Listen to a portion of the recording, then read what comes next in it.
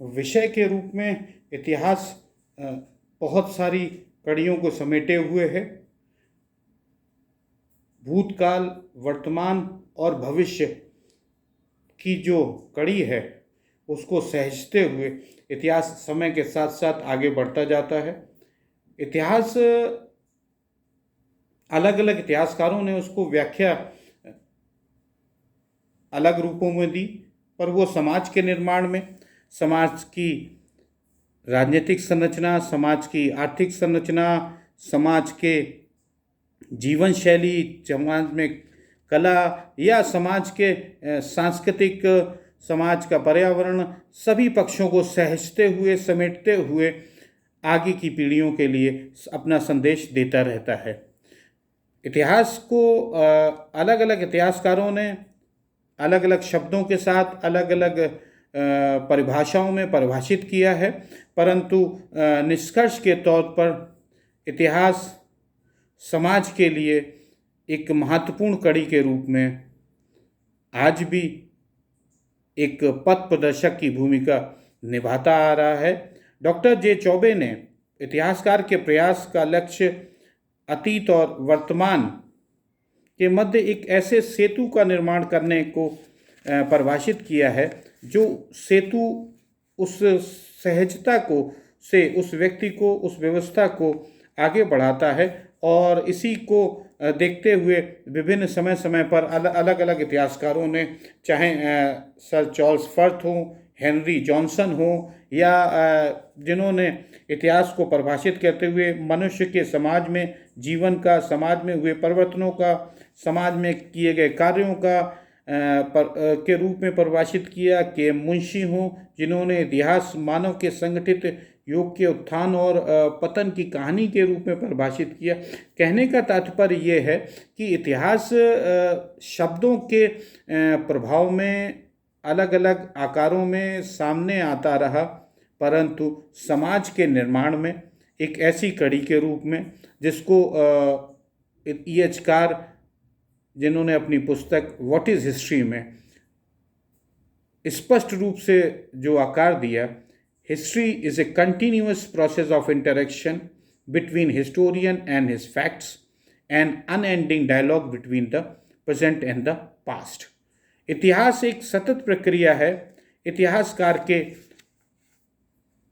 इतिहासकार और उसके तथ्यों के बीच में,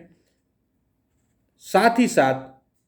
भूतकाल और वर्तमान के मध्य में एक कड़ी के रूप में काम करते हैं। हालांकि समय समय पर इतिहास का वर्गीकरण, classification of types of history जो हमें मिलता है, राजनीतिक इतिहास के रूप में हो, चाहे सामाजिक इतिहास के रूप में हो, आर्थिक इतिहास के रूप में हो, वैज्ञानिक इतिहास के रूप में हो, कूटनीतिक इतिहास के रूप में हो, साथ ही साथ बौद्धिक इतिहास के रूप में हो, सांस्कृतिक इतिहास के रूप में हो, विश्व इतिहास के रूप में। कहने का तात्पर्य यह है कि इन सब दिशाओं के साथ साथ इतिहास आगे बढ़ता जा रहा था। हालांकि वर्तमान परिवेश में इसमें जुड़ी कई और दिशाएं जो और प्रभावी ढंग से सामने आ रही हैं, जो उसके वैज्ञानिक तथ्यों को भी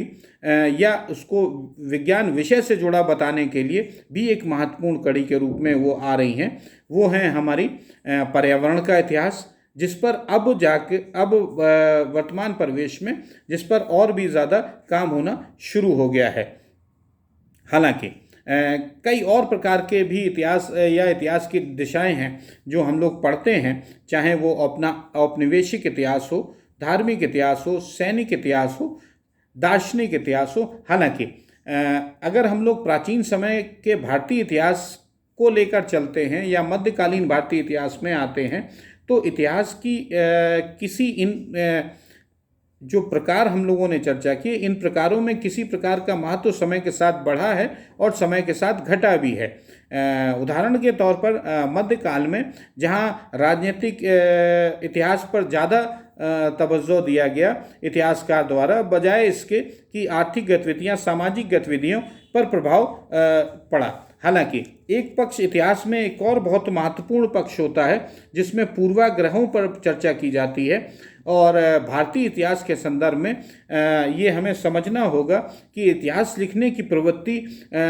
जो इतना प्रभावशाली ढंग से प्राचीन समय में हमें स्पष्ट रूप से इतिहास लिखने की प्रवृत्ति, तथ्यों की कमी नहीं थी, पर इतिहास लिखने की प्रवृत्ति में प्राचीन समय में उस विचारधारा का उदय नहीं मिलता है जो मध्यकाल में या सिकंदर के आक्रमण के बाद प्राचीन काल में से हमें मिलता है। इतिहास की जो प्रवृत्ति सिकंदर के बाद डेवलप हुई, जो उस समय अपने साथ इतिहासकार को भी लेकर आया और मध्यकाल में एक विशेष तरह से इतिहास को दर्शाया गया, राजनीतिक घटनाक्रम को प्रभावशाली ढंग से लिखा गया। इसी के साथ साथ समयबद्ध तरीके में भारतीय इतिहास में औपनिवेशिक शासन काल में भी इतिहास लिखने की एक प्रवृत्ति विकसित की गई। उस प्रवृत्ति ने कहीं ना कहीं हमारे इतिहास लेखन को प्रभावित भी किया है, परंतु मूल रूप से हमें ये समझना होगा कि इतिहास की प्रकृति और उसकी दिशाएं जो हैं उनको हमें महत्व को समझना होगा और उनका विषय के रूप में इतिहास की भूमिका जो सभी विषयों के ऊपर बहुत प्रभावशाली ढंग से आती है, क्योंकि किसी भी विषय को समझने के लिए उसके ऐतिहासिक पक्ष को समझना अत्यधिक महत्वपूर्ण है। प्रथम सत्र में इस चर्चा के आगे द्वितीय सत्र में हम लोग आगे चर्चा करेंगे। धन्यवाद।